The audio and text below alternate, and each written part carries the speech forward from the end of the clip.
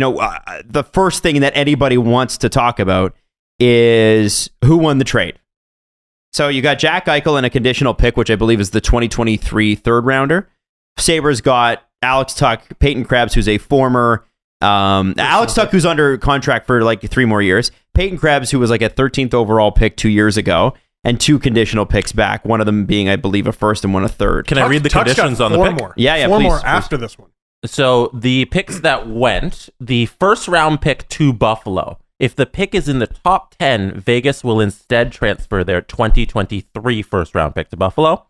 The second round pick that went to Buffalo, if Vegas's first round pick in the 2022 draft is in the top 10, then Vegas will transfer their 2024 second round pick instead. Wow. And then the condition of the trade of the pick that went over to Vegas, if Vegas's first round pick is in the 2022 draft is in the top 10, then Buffalo will transfer their 2024 third round pick instead. So that's a little complicated, but there's a lot of stuff going on there. So it's really complicated for us, but also it makes it difficult for Vegas to do more business. And I wonder if this is what held up the deal. Because, yeah, you got to put conditions on it because of Jack Eichel's situation, obviously. It's kind of fluid. But Vegas can't use those assets now. Right? It's not just the assets that they end up giving up. It's the assets that they may need to give up.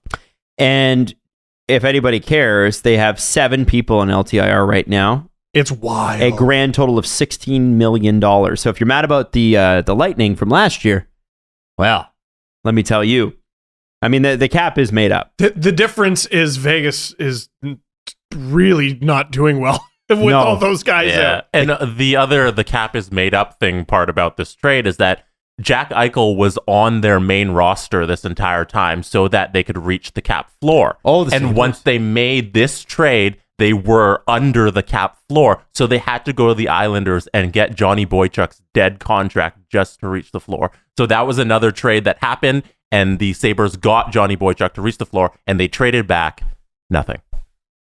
I mean, future considerations. Lou Lamoriello wins again. I mean, unbelievable, man. Yeah. So it's a joke that Jack Eichel could count against their cap. That's ridiculous. The cap is made up, and the system needs to be fixed in the next CBA. They're not going to do that. Why fix it? It's already fucked up. Yeah. The whole point of the cap is to prevent teams from spending too much money. And last year's Stanley Cup champion spent nearly $100 million. So. And the worst teams don't spend enough money. Yeah. Yes. That's another big thing. Man. It's broken on both ends. Bless the players on the Sabres roster for winning any games, let alone how many they've already won this season.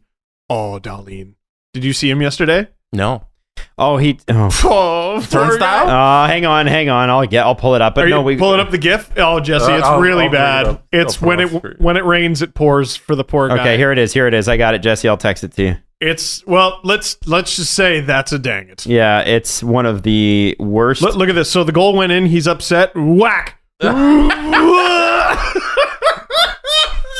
Oh, poor That's guy, Bobby man. Orr-esque.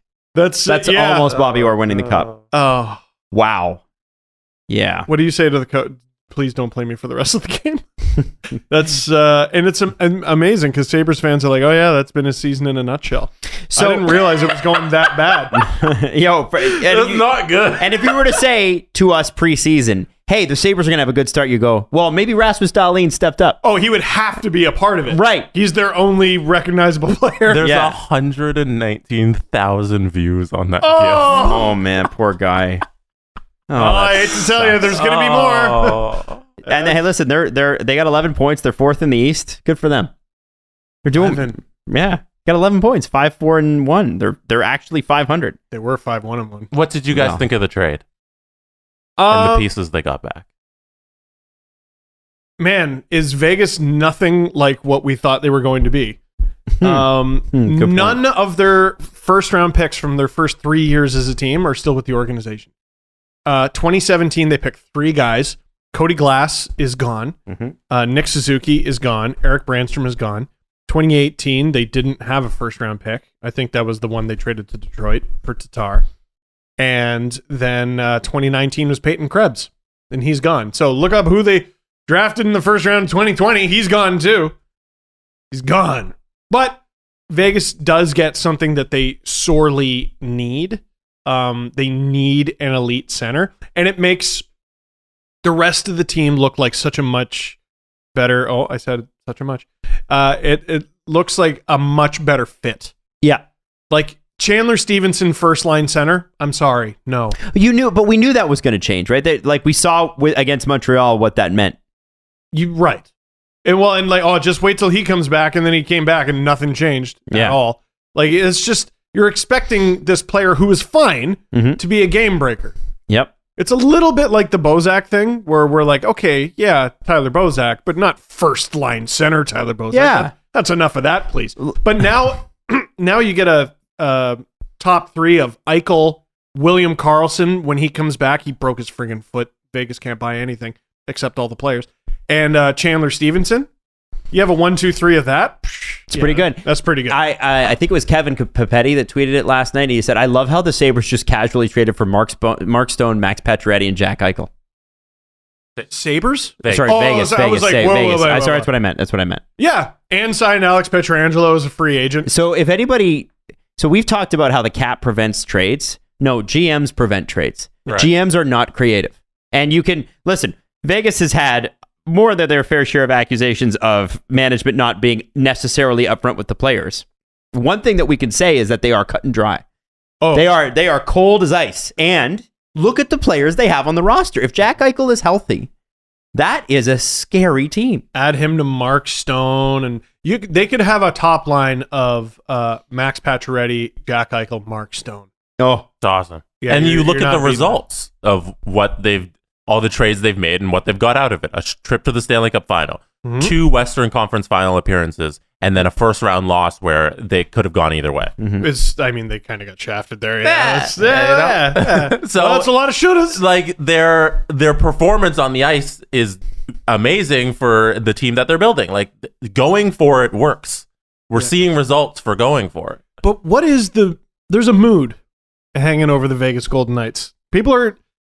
They're kind of sick of them. Like they've lost the baby fat of being the new franchise. It's always what happens. It's the crux of popularity. You become super cool until you're not cool, and then you're not cool anymore because you've been cool and people are tired of you. People don't like the Lakers unless you're a Lakers fan. Yeah, but they're going for it. So like people aren't going to like Vegas now that they're no longer the expansion darling. Yeah. People are going to hate them because every year they're swapping guys in and out, and they're treating this like a fantasy team.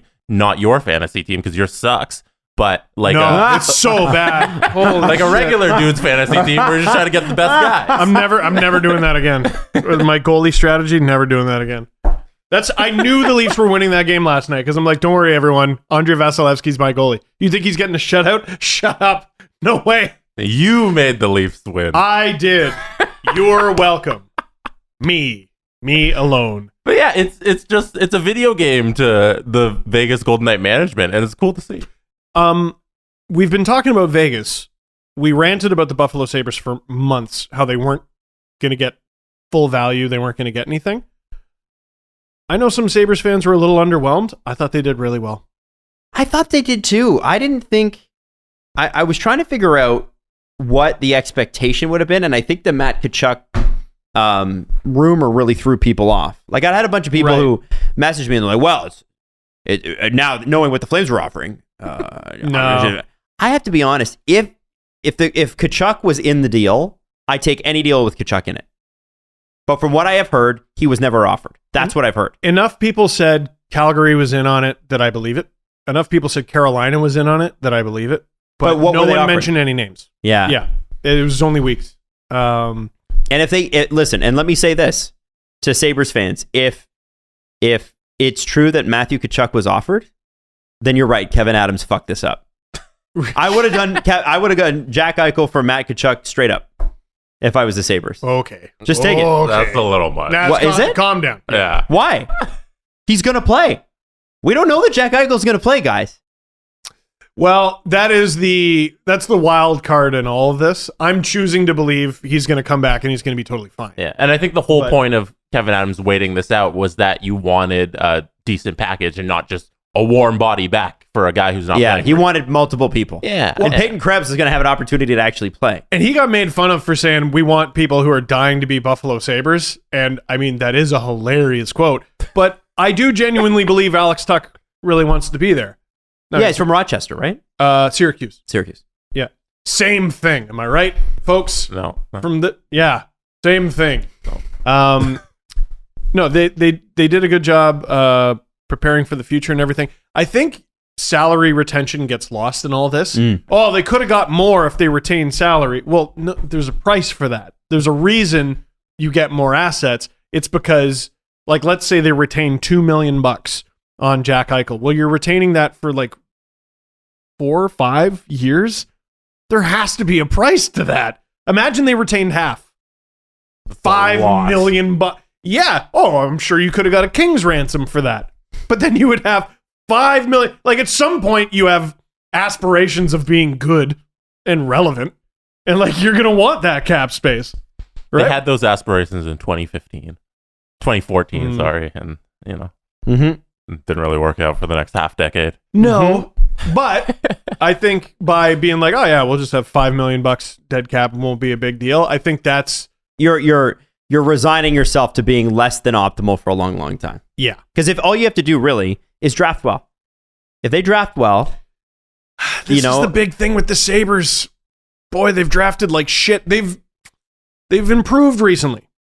Like we're talking outside the first round. Like JJ Peterka, I was like, whoa, that dude, that's a second rounder. Look at you go. Really underrated aspect of the Sam Reinhart trade. A lot of people were underwhelmed with that. Dude, they got Devin Levi in that deal.